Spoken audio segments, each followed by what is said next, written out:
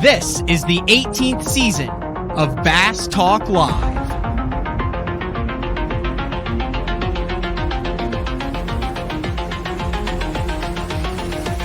With your host, Matt Pangrath. BTL is brought to you by Lowrance, Bass Cat Boats, APCO, Strike King Lures, Sunline, Big Bite Baits, Spro, X-Zone Lures, Gamakatsu, The Bass Tank, Denali Rods, and Pro Guide Batteries. BTL, coming at you! Good morning and welcome to another exciting edition of BTL Bass Talk Live, where we are going to talk about bass fishing. This is the show for Monday, October 3rd. Recorded show this week, reaching the end of the 9 Bassmaster Open Tournament Series. I am currently practicing on Lake Hartwell post tropical depression, which as I'm recording this is barreling towards the coast of Florida and then should dissipate. So it'll be interesting to see what that does. Hopefully nothing crazy on Florida. They've been through it before, but it not a good deal every time it comes through. But wanted to get a very timely show in for this event. And one of the things that we've seen over the past, the past decade or so is a number of professional anglers that give back through youth tournaments, high school tournaments, college events, things like that. I know Jacob Wheeler does a thing like that. Bobby Lane, Chris Lane have things on Gunnersville. Christie has fishing days in Oklahoma where they take the youth fishing. And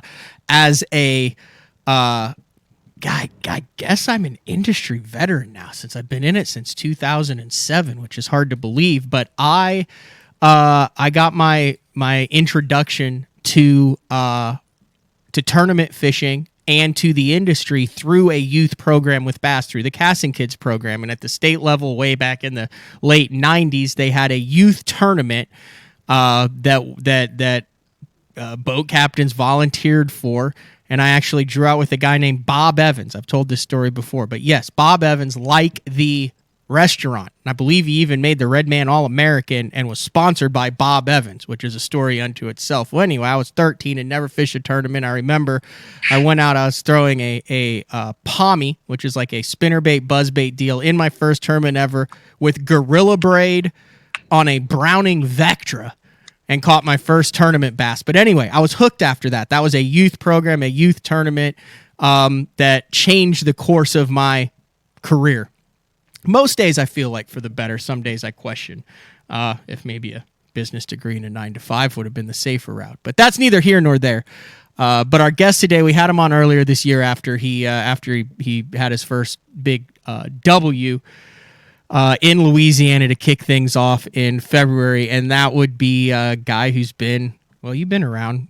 He's been around for a long time too, and that would be Bradley Roy, who also got his start in the youth programs. I love those photos of you standing up on stage as a young kid, holding it up, winning national championships and trophies and taking it. So Bradley is en route. I'm not even sure where he's en route to, but was kind enough to pull over in a safe and secure location with good internet. Bradley, I don't know how much you heard of that opening, but thank you very much for jumping on BTL to kick things off for the show in October. Yeah, good to be here, man. It's always good to be on Bass Talk Live. It's crazy how you look back on things that happened as a kid, as a youth, and how influential it is then to the path of your career. I'm sure when you started with, was it the Junior Bassmasters or the youth program, that you had no idea how influential that would be in the path of your entire life. Is that a fair statement? Yeah, absolutely. And, you had mentioned Casting Kids, man, and I always look back and think on the times that I fished junior stuff and all that, but I forget about Casting Kids, man. That's really kind of how I started. I remember, making it to like the state level, maybe even the national level on that. I don't remember how far, but I can remember going and competing in Casting Kids. Just thought that was the coolest thing in the world. But it was a way to get people or young people into fishing. You know, it was kind of like the gateway drug, I guess you would say, or something. But got in there, you know. But it's just funny to hear that coming from you. I don't tell that story a lot, but it happened to other people. You know, I mean, look at us now. I mean, we've taken two different paths in the industry, so to speak, but we're both in the industry basically because of some of those programs. It is, and I'm sure it's like that in other, in other arenas and other sports. But like, my parents both fished.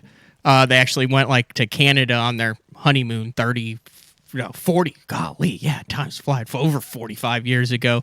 But, we're talking like trolling for walleye or a K&E pre-rigged worm under a cork. There was no bass fishing involved. So my first foray into that, and I was a super competitive kid, played 3 sports, was once I caught that first fish in that tournament, like I was hooked. And that was strictly a result of volunteers putting together an event, a volunteer taking some kid that he didn't know out in the boat, spending his time, effort, and money, and making that impact. And for a percentage of kids, yeah, they go out and they have a good time and they move on to other things. But it's that small percentage that you make the difference, and it just clicks with. And I think there's a lot of professional anglers who have, or people in the industry who have that similar story. It's interesting all the different paths you take, but it's crazy how impressionable the youth is in certain things that I vividly, like I said, that fish hitting that palmy spinner bait on the Browning. I mean, I remember all that, and that was 1998.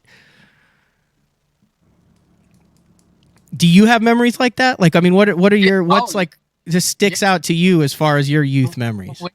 When you were talking about that, this is just one of many, but I can remember we had a pond in my backyard, which obviously, led to a lot of learning and stuff for me as far as a bass fisherman. But I can remember the first time I ever had, 2 baits, an AC shiner. A lot of people know what that is, and then a shad rap. I remember we stopped at the sporting goods store on the way home. I went in, I think I was with Mom or something. I ran in there and she gave me enough money to buy a shad rap.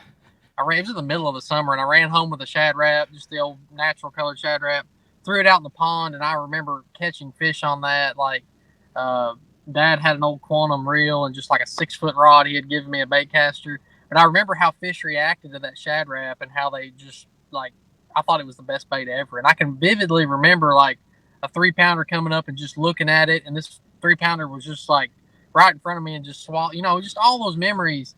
It's just funny how after all the fish I've caught since then, that stuff gets ingrained in your mind. It's almost like a drug, and you're chasing that high and trying to get back to that. Yeah.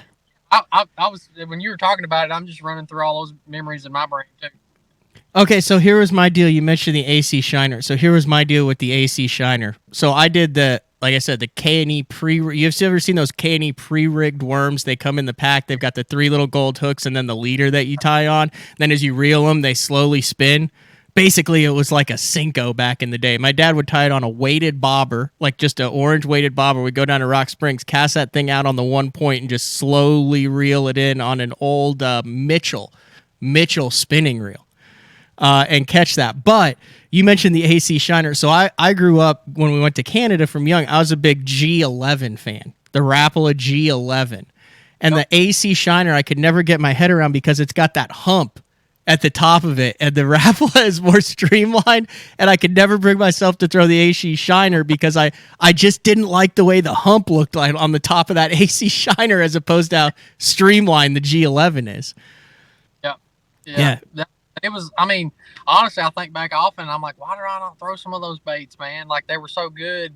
They've just kind of gotten forgotten, but they were awesome. I mean, isn't that basically like a redfin now or a wake bait? I mean, Yeah, I think the way I fish the AC shiner and some of those, even Rapala made obviously a good float and jerk bait stuff. Like, you get it over top of beds or get it over top, jerk it down, let it float back up. Just kind of ended up being a niche little deal. But I know the guys in Florida probably still throw it a lot, and we've just probably got better stuff. But I mean, I know they'd still eat it.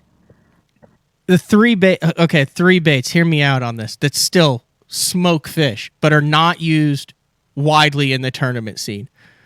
The MEP spinner or a Panther Martin spinner in like a number 3 size. That thing, I mean, dude, when I was younger, I just had a tackle box full of those. Gold. Was not a big fan of the bucktail on the back. I like the one that had the minnow with the treble hook in the tail with that blue minnow on it. You know what I'm talking about? That one always seemed to crush.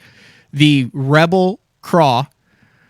Yes. And I was either the chartreuse with the orange belly or the natural craw, depending on which one. And that Rapala G9 or G11. Like, those are three baits that I think still a lot of recreational anglers who have never even considered fishing a tournament, but those are like staples in the tackle box that catch fish north, south, east, and west. I'm trying to think of a tournament where any of those played. Like, Ike always talks about the panic box with the MEPS in it or that. But as a whole, I feel like those are three very productive baits that just aren't in many guys' tournament arsenals anymore. They're probably not. I mean, some of those older probably keep them a little more than some other guys. But, I mean, for me, it kind of gets to the point where you got so much, you just don't know what, eventually you kind of got to weed something out. But I think about that all the time. When I was growing up, I caught a pile of fish on a rooster tail. I mean, it's like you could throw a rooster tail in any body of water in the United States and catch a bass. And I'm like, how come I've never thrown one of those? Like, I've never even considered it, but I don't know. Maybe we should start that. Maybe that brings us back to that. All right. What we're going to do is we're going to take our quick break in the first segment. When we come back, we talked about the youth and how influential it was in a number of anglers' careers, yours included. And you are coming up on the 10th annual Bradley Roy Open, and it's for high school youth, correct? Correct. So we're going to take a quick break. When we come back, we're going to talk about that. It takes place at the end of this weekend. I think, October 7th, 8th, 9th, somewhere around there? Yes, 8th and 9th. All right. It is BTL on a Monday with BPT champion. Still, I mean, it happened in February, but it's still BPT champion this year. Bradley Roy, over $120,000 in earnings. Probably a disappointing end of the year, not being able to. I don't think you slid into Red Crest this year. It wasn't a win and you're in the first one, was it? No, it wasn't. Okay, but still, $120K. You got the hardware there. We'll be back with Bradley Roy right after this. Your key to better fishing this season is Elite FS, now available at a new lower price. Get Elite FS9 today for $9.99, and we'll throw in a C-Map reveal chart, our premium mapping solution, for free. Elite FS works with all state-of-the-art Lowrance sonar, from chirp, side scan, and down scan imaging with fish reveal to high-resolution active target live sonar. Elite FS9 and C-Map reveal. Offer ends August 31st. The new Puma STS has been redesigned from the ground up. With the angler, design, function, and performance in mind, nothing on this new offering was compromised, and the only thing carried over from the previous version is the name. Based on the Soft Touch series hull that started with the flagship Jaguar, this new model is nimble and performs incredibly well at all speeds with either a 250 or 300 horsepower engine. Featuring a new 96-inch wide-body footprint, this hull measures out at 20 foot 7 inches in length. Industry-leading design coupled with tournament-winning performance. The Puma STS from Basscat. Feel the rush.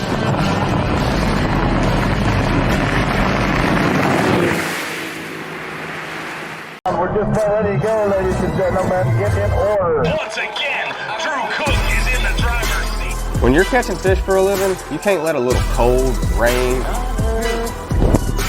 heat, humidity, or anything else get in the way of a payday.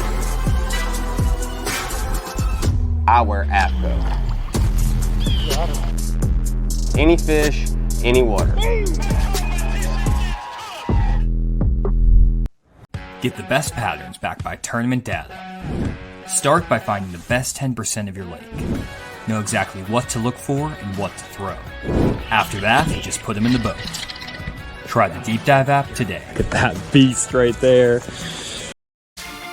All right, welcome back. It is a Monday recorded show. Like I said, I'm Curly on Hartwell. Thank goodness, no longer the Red River. I've put the frogs and slop rods and 76 heavy action stuff back, and most likely I'm drop shotting or throwing something chrome.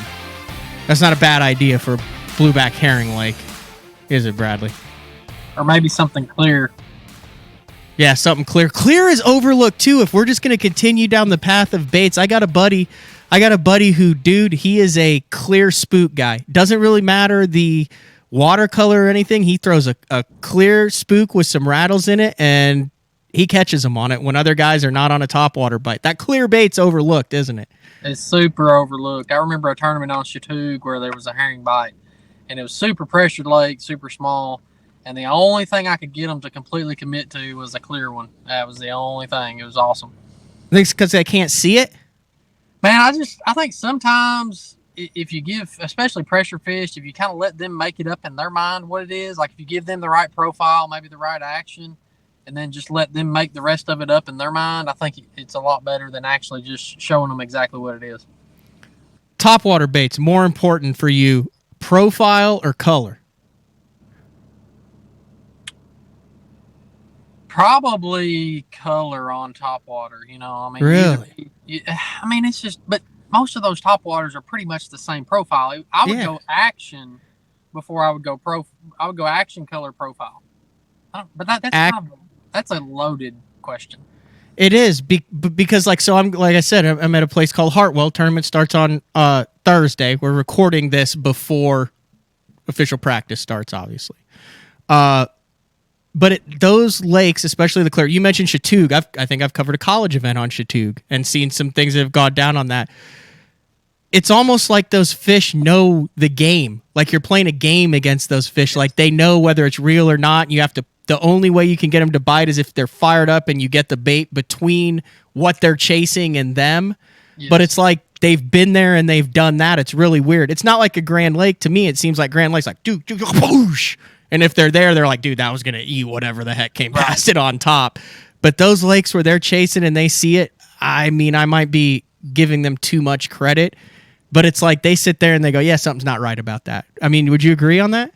Oh, I absolutely agree with that, especially the herring chasers. Like, if I've learned, too, like, if you slow herring stuff down, a lot of times they'll lose interest in it. The best case scenario is either A, get it between them and what they want to eat, or B, if there's 2 or 3 of them and they kind of get a little competitive, I think you can get away with some more stuff. But if you've got one big old single fish and you call him out of nowhere, if it ain't just perfect and he comes up there, he's going to stop right before he gets it and he's going to look, and your chances diminish greatly really quick. Yeah, I mean, to me, if the deal is if you can get a little wolf pack of them and they kind of get competitive with each other, and one of them's going to get it.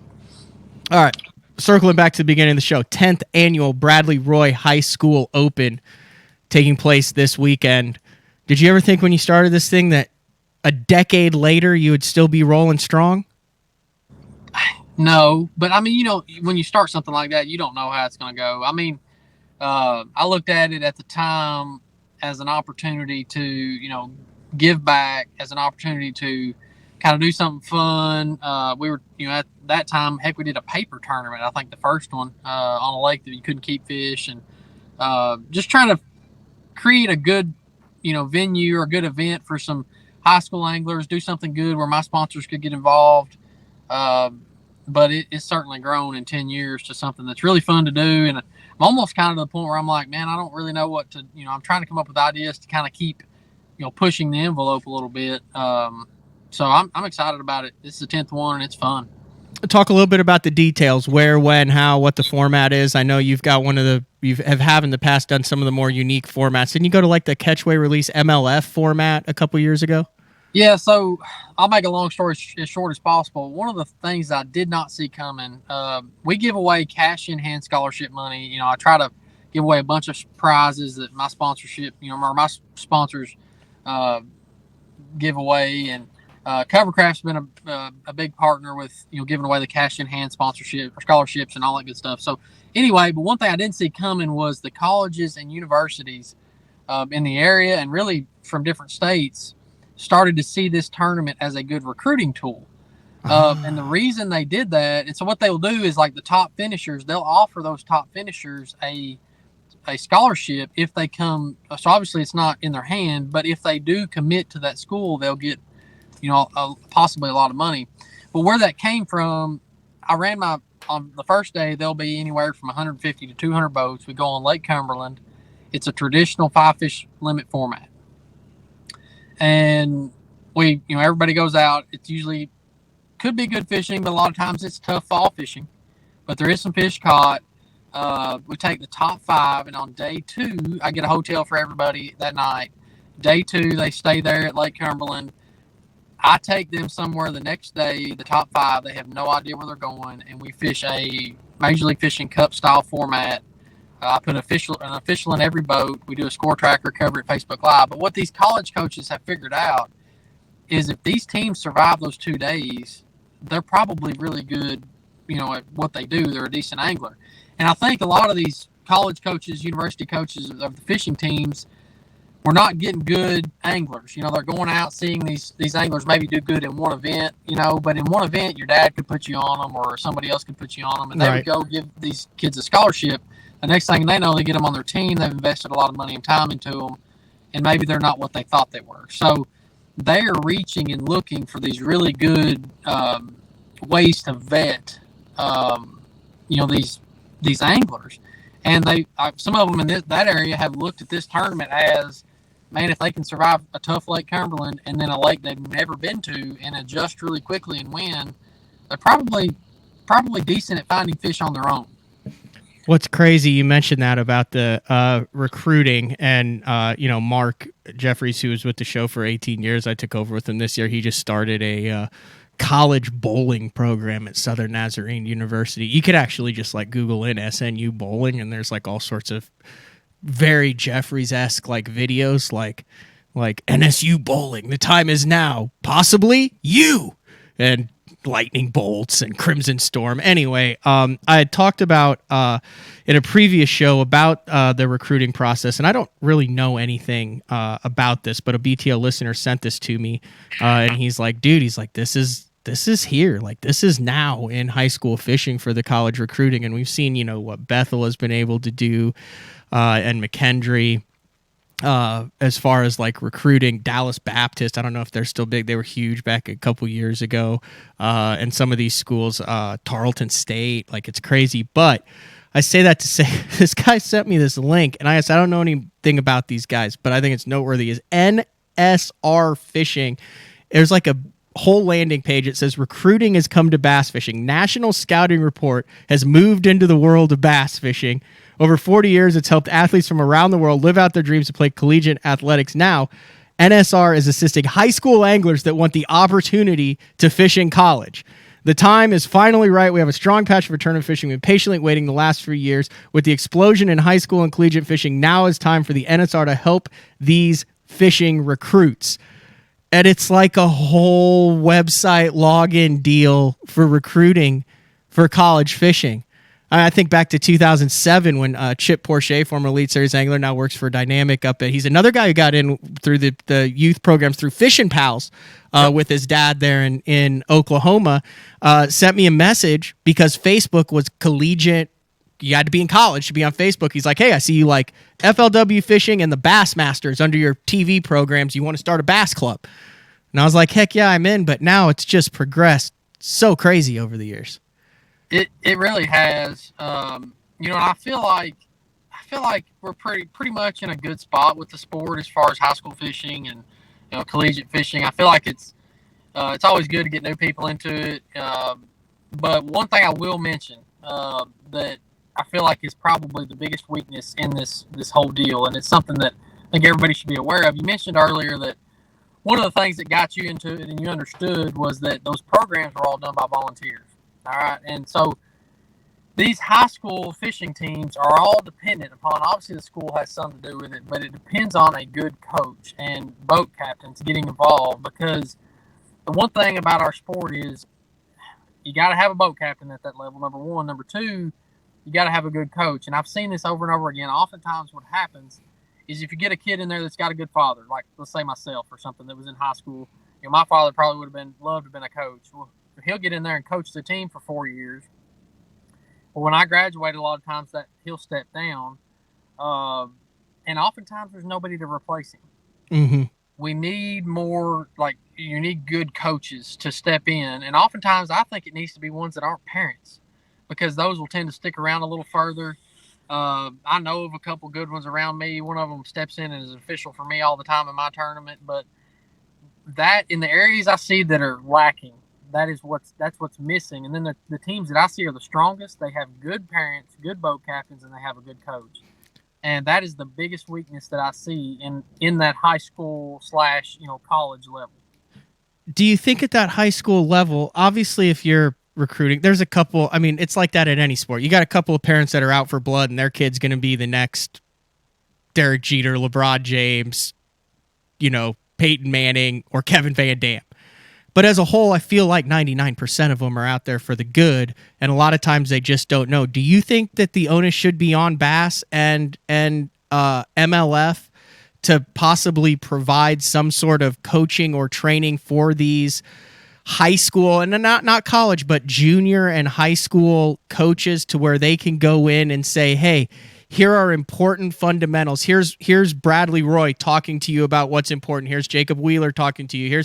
Here's Jordan Lee talking to you, Brandon Polinick, about these are the fundamentals. This is kind of how you coach it. I mean, there's curriculums and playbooks and coaching books and tons of resources for all the major stick and ball sports, but I think it's kind of haphazard in fishing. You think that would be beneficial to have a 2 or 3 day seminar program where they can get a game plan together tailored to their high school and their youth anglers to benefit them? I definitely think it would be helpful. And one of the reasons, in everything there has to be balance. So you talked about, a lot of times parents get involved, and I'll probably be the same way with my son one day, but you want your kid to be the best. And you want to, a lot of times, like, I even see my son now, he's like 13, 14 months old, and like he, do something, and I just want to go do it for him. But really the way for him to learn the best is for him to figure it out on his own and me to help him through it. So there has to be a balance. Obviously, you have to kind of help get your kids on fish and do it. But oftentimes what we see, and I guarantee you college coaches would jump on here and back me up 1,000%.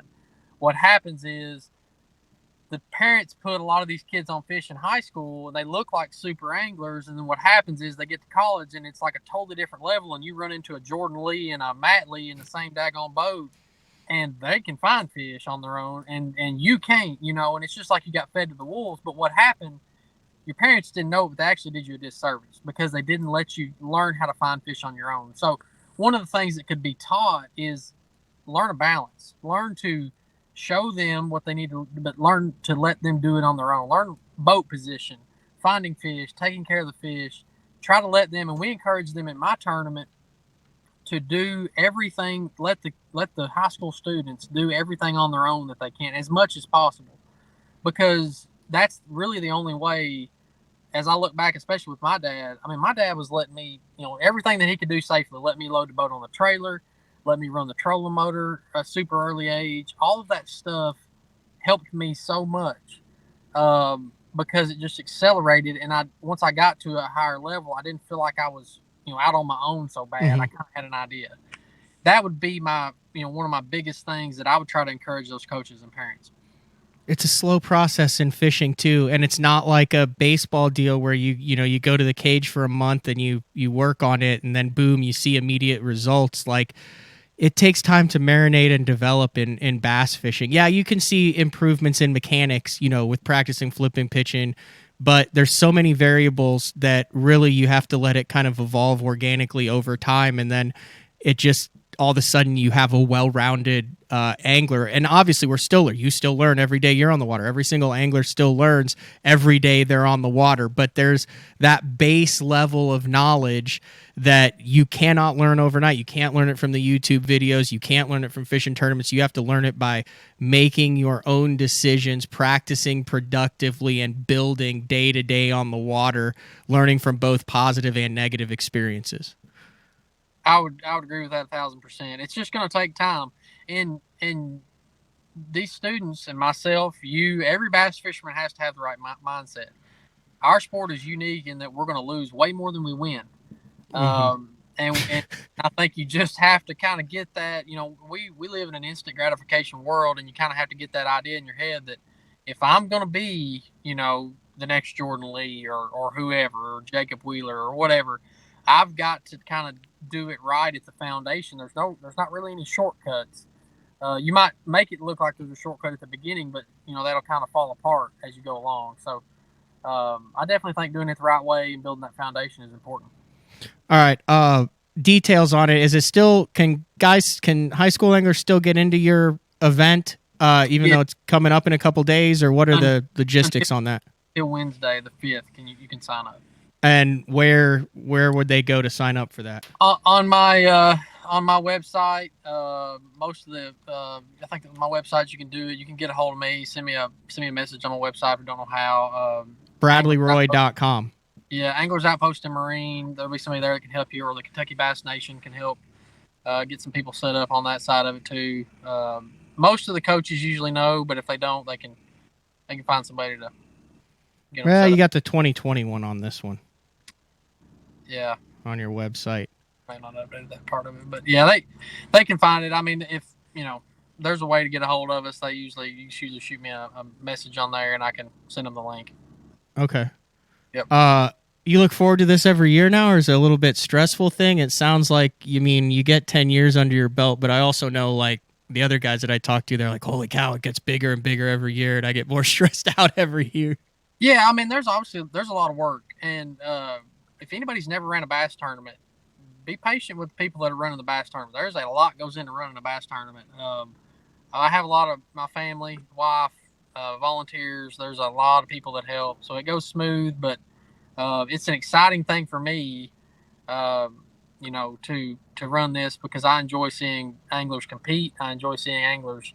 Day 2 is really fun, man. Like, day 2 is super fun because I love taking them somewhere. Like, I've thought of 1,000 places to take them. I think I've got a place to take them on day 2 that nobody's going to expect this year. So I hope I'm right, and I hope we can catch some fish where we're going. But I do not think anybody is going to expect where we're going.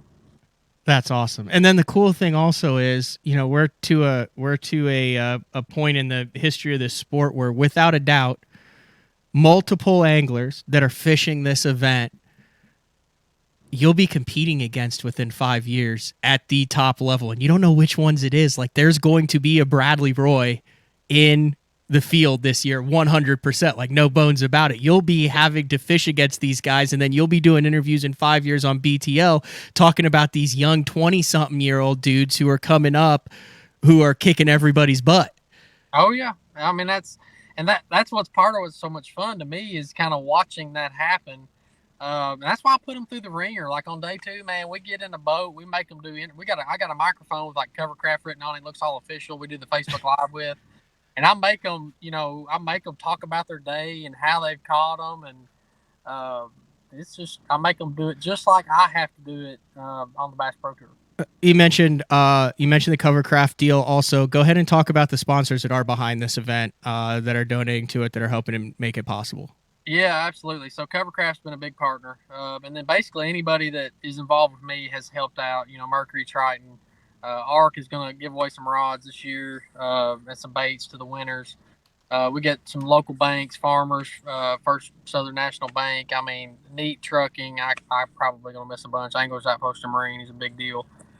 D&L Tackle. I mean, all these guys have just sent so much, to help out, and just to give away. I try to give everybody a little, a prize pack. I try to take care of everybody that way. Solar Battle sent some glasses. I mean, I run it. You can just basically look at my jersey and know exactly who's going to be on there. So, just Bass Pro Shop's going to send some gift cards this year. We'll have all that fun stuff. So, it's going to be good, man. We always have a fun time with it. You have the seat covers on there? I know JD sent out some stuff before to, like, media that's like, hey, if you want seat covers. And then the other day I was detailing my truck, and I was like, this is disgusting. Who would want to sit in my passenger seat, like, after all the stuff that was stuck on there from traveling for the Opens and stuff? Are those are covers behind you with the Bradley Roy logo? Yeah, that's the marathon seat covers. They put a little custom. Oh, that's big league right there. BR. Did you come up with that yourself, or did you have, like, a graphics designer do that? Yeah, I had a sponsor back a few years ago that actually helped me with that, and then it kind of stuck with me. It's actually been really awesome. We put it all over everything. So. I like it. All right, let's take one more final break. When I come back, I want to get into your season. You had a win, first major win. I had you on immediately after the win. The season's over. Now I want you to kind of look back at hindsight on how that win it impacted your season, didn't impact your season, sponsor response, fan response. I'm just curious, now being in hindsight, what a win does for an established professional angler to get that first big W. So if you're good for another segment, we're going to take our final break of the show. When we come back, Bradley Roy talking about his win back in February. Yes, sir. BTL. We'll be back right after this. Elite Series Pro Daryl Gleason here. My Pro Guide batteries keep me going on those long tournament days and long practice days. Always plenty of juice, never fail. The best part about Pro Guide batteries, it's the people behind the company. They have over 40 years experience in the battery business, keeping all of us fishermen out on the water longer, catching more fish. Check them out at ProGuideBatteries.com. What's up, Bass Talk Live fans? Brandon Polnick here. And ever since I won a couple Bassmaster Elite Series events on X-Zone Lures, I've been getting a bunch of questions of what makes them so special and different. And really, the truth is, it's in the details. The little details, things like no cheap fillers in their plastic. That gives you more lifelike action, more realistic and vibrant colors. But don't just take my word for it. Go to www.xzonelures.com and check them out for yourself. Have you considered purchasing new electronics for your rig? The type of mounts you choose to protect your investment should be part of the decision-making process. No matter if you prefer 1, 2, or 3 graphs up front, Beatdown Outdoors has a solution for you. Adjustable, versatile, rigid, and made in the USA. What's your ultimate electronics setup? Check out the full selection of Beatdown Outdoors products by visiting beatdownoutdoors.com.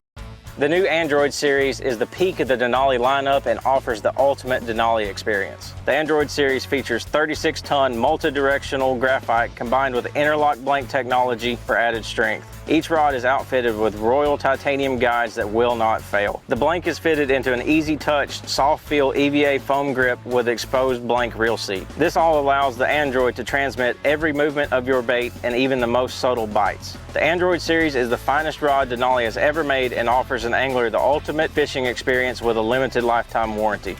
See the full lineup of Android rods at DenaliRods.com.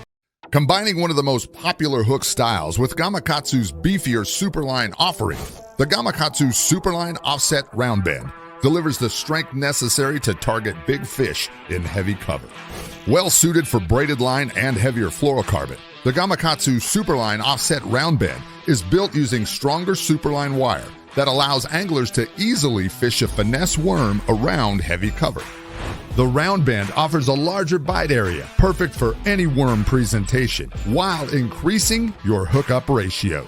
The newly enhanced Z-bend holds your plastics on the hook longer, reducing the number of pull-offs and reducing damage to plastics.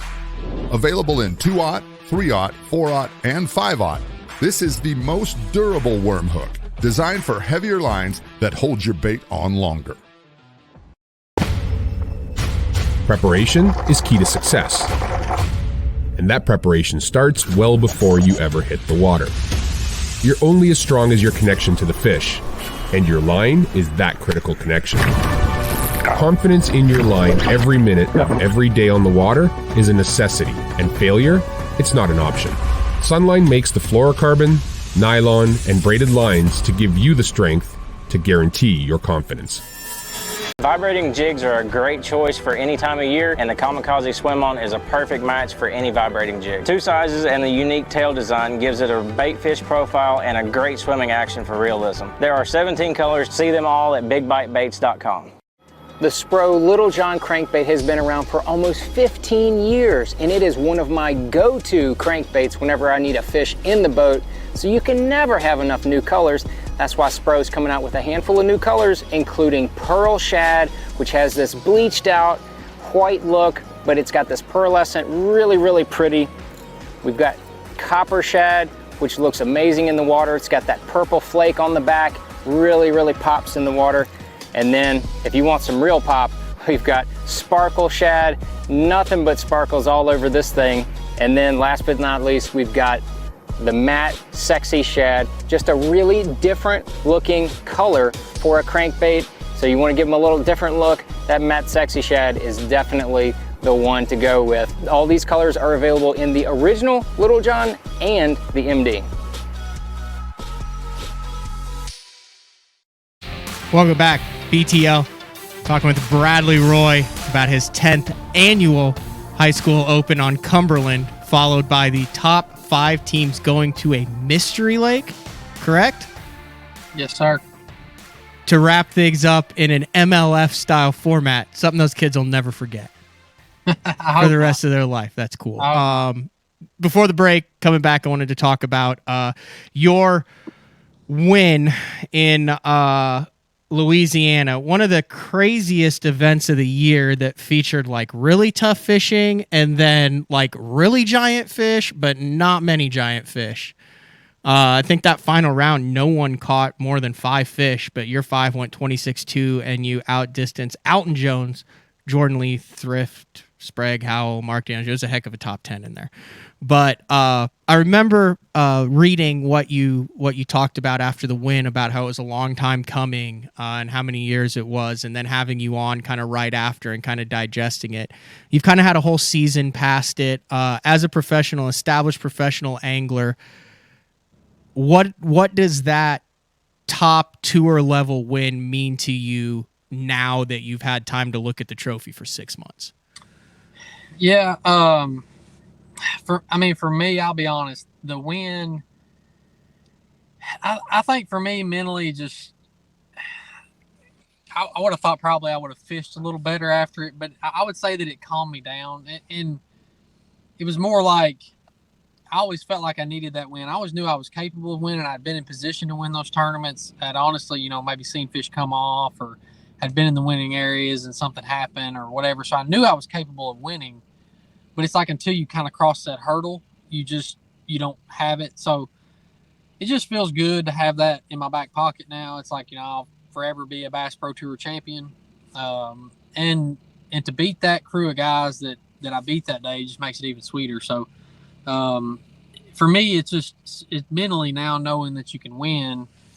Even if you knew it before, now you really know it. It just helps you as an angler. And I think it did help me some this year. Obviously, this year toward the end, I tapered off and ended up barely missing red crest. So that's not how I wanted to end the year. But I also, in ways, had one of the best seasons of my life. I won my first Bass Pro Tour event, caught the biggest bass of my life the very next tournament. So it's hard to be mad. It's just I didn't continue that. It also taught me about the roller coaster of bass fishing. You go up and down, and you have 1 minute you're on top of the pile, and then the next minute you're at, not necessarily at the bottom, but you're kind of fighting to be back up the top. And that's what's so unique about our sport is where we go to different lakes and, different things are happening, or it's just, you gotta get back after it the very next event. And, just because you won the event before doesn't mean that anything special is going to happen for you the next event. So this sport's tough and it's humbling. It's crazy. I've had talks with a lot of guys about that. It's like you're always either 3 or 4 days away from completely changing your outlook on your entire career. Like you have 4 days and you're like, what the hell am I doing out here? Like this is clearly not working out. I'm getting my teeth kicked in. And then like one little thing goes right. You key in on something and then you have 3 days or 4 days and you're like, yeah, I totally knew it this whole time. This has all been worth it. But you never know when that 3 or 4 days comes. For some guys, it's 10 years into their career like you. For some guys, it's the first tournament of their career like Derek Remitz. And for a lot of guys, it's in between. And then you look at guys like Swindle, multiple Angler of the Years, 1 open win. Like, how the heck does that happen? And then you look at guys who have won and guys who haven't won. It makes no sense to me. It's so weird. That's why when you see guys that have stayed at the top of the game, that have and there's some of them that have flown under the radar. I've roomed with Greg Benson for a long time, and I had a conversation with him. I fished the Louisiana tournament that I won. Next tournament, I go to Fork. I catch the big bass of the tournament, biggest bass of my life. I think I finished 20th or in the top 20 or really close to the top 20 there. Had a great event. At that point, I feel like Superman. I feel like I'm making the best calls in my career, and then we go to taper off all the way toward the end of the year at Mille Lacs, where it was a place I felt like I had good history and was going to do well. And every decision I made was bad. And I told Greg, I said, I went from feeling like every decision at the beginning of the year was perfect to in a short time, every decision was wrong. And that is just, that's bass fishing as a whole. And you have to suffer through and you have to battle through and try to mentally stay confident through those. But at the same time, like I said, there are guys that seem like they never have those times. And those are, in my mind, are really what are the greatest fishermen that have ever played this game, because to be able to go to the different venues that we go to and consistently day in and day out just catch bass, or catch bass at a top level. We're not just talking about catching bass. Everybody on the Bass Pro Tour, on the Elite Series, they catch bass. We're talking about catching bass better than the rest of those guys. Consistency really is the major key to telling who's the best. Did you see a major uptick in social media, sponsor interest, response, emails, engagement with fans following the win, or was there an initial pop and then it slowly trailered off? I know we're in a "what have you done for me lately" society when people get ticked off on what I say, BTL, 3 days, and then they're on to the next thing they're ticked off about. How does a win kind of translate throughout your season, or if it does? Yeah, it does. I mean, there's definitely a huge pop. It was definitely cool to see all the people that were paying attention, because I got all the texts and the calls from people, some that I wasn't expecting. It's been great for my sponsors. One of the things that has been cool for me and is like getting around fans, and it's like that they remember that. It's like, man, we saw you win, and it's that's been one of the more enjoyable things for me, is getting to talk about it, relive it through the rest of the year. So I think it's carried on. I mean, it obviously tapers off, but it definitely never hurts, man. When you win a tournament at this level, it is going to be good in some way, shape, form, or fashion. There's a bunch of guys that are right there around your age, and I'm looking at the standings, obviously led by Jacob Wheeler and saying what he's doing. But people forget how young Michael Neal is.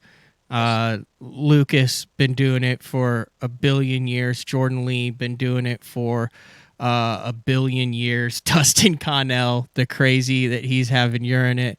It seems to me like there's a group, and I would put that original group that went there like right when the Elite Series started or the Opens went to it, like Edwin, Skeet, Kevin, Swindle, Aaron. Those guys are like 50 now. But they all started that next. It seems like you guys came in with more resources to be even more dominant, because you have the internet and YouTube and resources, and now it's a viable career when you're younger. Like, is it cool to be around that group of guys? And Polinick is going to be on later, and I just mentioned the guys that were on the BPT that you compete against. But do you guys see that nucleus of late 20s, early 30s and realize, man, you've got all of you guys have young families, all of you guys are making big money, and all of you guys have, 20, 30 years ahead of you before you start slowing down? That's got to be cool to be right in the middle of that.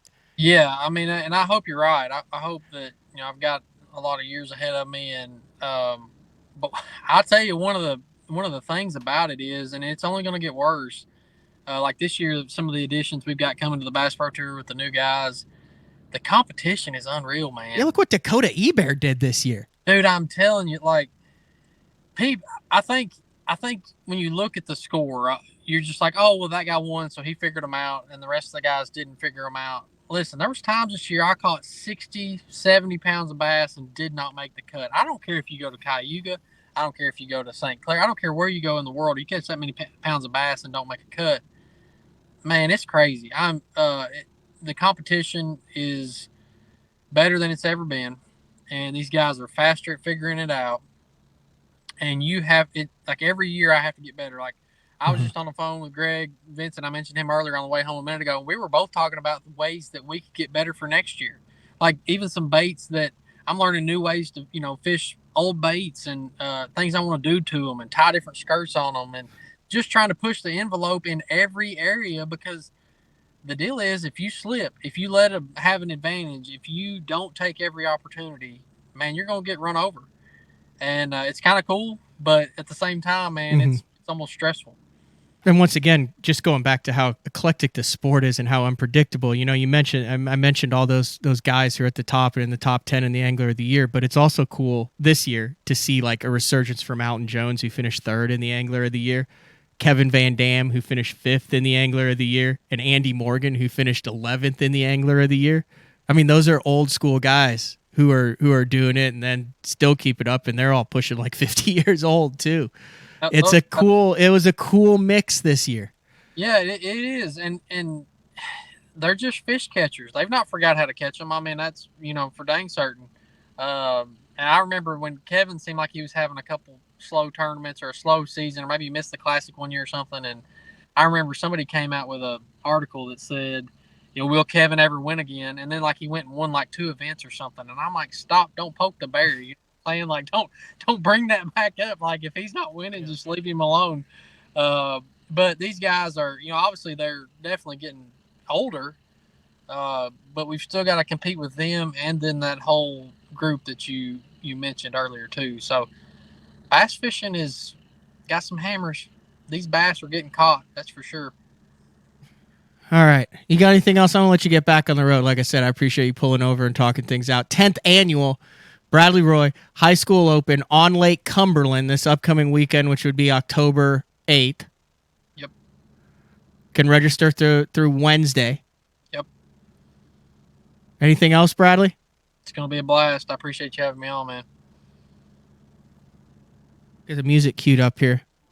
There it is. All right, drive safe, dude. This has been another edition of BTL with BPT Champ. Bradley Roy talking to all things high school, collegiate fishing, the state of the industry. That was a good show, man. Like, I wanted to get you on to talk about the high school fishing. Wasn't sure where it was going to go from there. Thoroughly enjoyed that conversation with you. Awesome. Greatly appreciated, Bradley. All right, we'll see you guys tomorrow. We're out.